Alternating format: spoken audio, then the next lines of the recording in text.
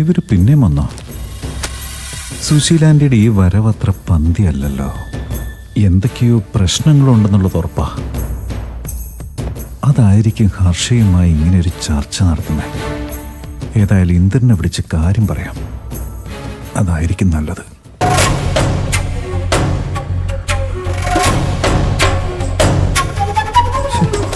Indran call എടുക്കുന്നില്ലല്ലോ. ഇനിയിപ്പോൾ എന്താ ചെയ്യാ? രവി സാറേ, സുശീല വന്നിട്ട് എവിടെ പോയി? ഹർഷയായിട്ട് രഹസ്യം പറയാൻ കേറിയോ? ഇവർക്ക് രണ്ടുപേർക്ക് എന്താണാവോ ഇതിന് മാത്രം രഹസ്യം പറയാനുള്ളത്? അത് തന്നെ ഞാനും ആലോചിച്ചോണ്ട് നിന്നേ. കാര്യം അവളെന്റെ ബന്ധുവൊക്കെ തന്നെയാ. പക്ഷെ ആളുകളെ തമ്മിലടുപ്പിക്കുന്ന സ്വഭാവ. നമ്മളൊന്നും പറഞ്ഞു കൊടുത്തിട്ട് ഒരു കാര്യമില്ല. ഹർഷ അവരെ ഒരിക്കലും മാറ്റി നിർത്താൻ പോകുന്നില്ല. കുഞ്ഞമ്മേ, ഒരു ചായ എടുക്ക്.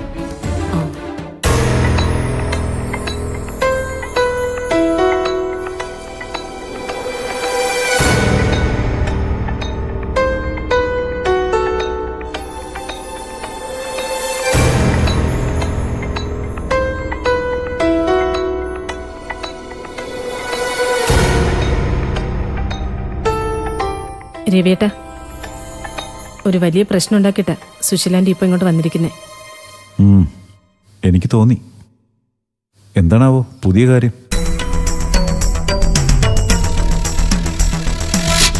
സുശീല, നീ എന്ത് ഭ്രാന്തായി വിളിച്ചു പറയുന്നത്? ഇന്ദ്രൻ ഞാൻ പ്രസവിച്ച മകനല്ല.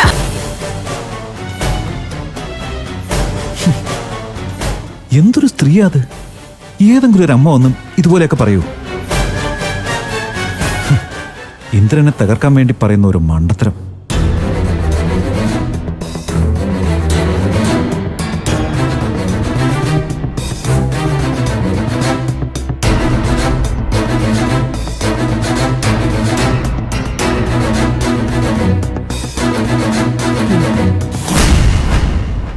സുശീലാൻ്റിയെ മാത്രം കുറ്റം പറഞ്ഞിട്ട് കാര്യമില്ല.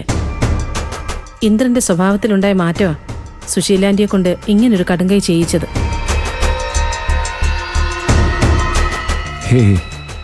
ആ ന്യായം ശരിയല്ല ഹർഷേ.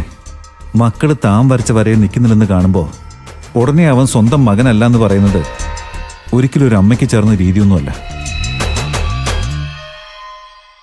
അല്ല, ഇങ്ങനത്തെ സ്വഭാവമുള്ളവരെ നീ എന്തിനാ സപ്പോർട്ട് ചെയ്യുന്നേ? ഹർഷേ,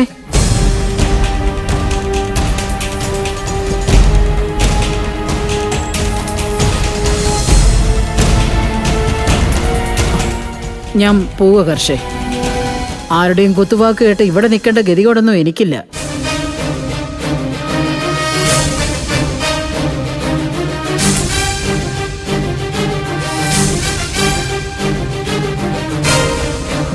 ആന്റി ആന്റി ഇപ്പൊ പോകണ്ട. ആന്റി ഇപ്പൊ പോയാൽ ശരിയാവില്ലേ? ഇന്ദ്രനോട് ആന്റി പറഞ്ഞത് തീരെ ശരിയായില്ല.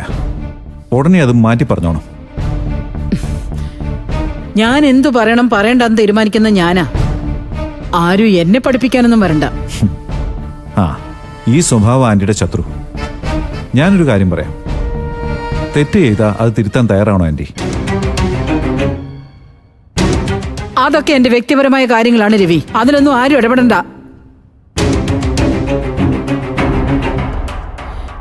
ഹർഷേ, ഞാൻ പോവുക.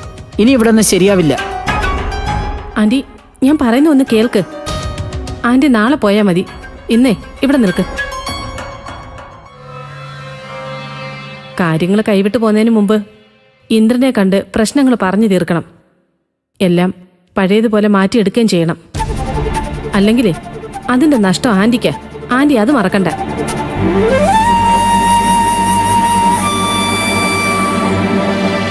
ഒരു ലാഭത്തിനും വേണ്ടി ആവരുത് അമ്മമാര് മക്കളെ സ്നേഹിക്കുന്നത്. തന്നെയല്ല, ഇന്ദ്രനോട് കാര്യങ്ങൾ സംസാരിച്ച് പരിഹരിക്കുമ്പോൾ അതും കൂടി ഓർക്കുന്നത് നല്ലതാ. ആന്റിയെ ഞാൻ കാര്യങ്ങൾ പറഞ്ഞ് മനസ്സിലാക്കിക്കൊള്ളാം. ആന്റി വന്നേ, വാ ആന്റി.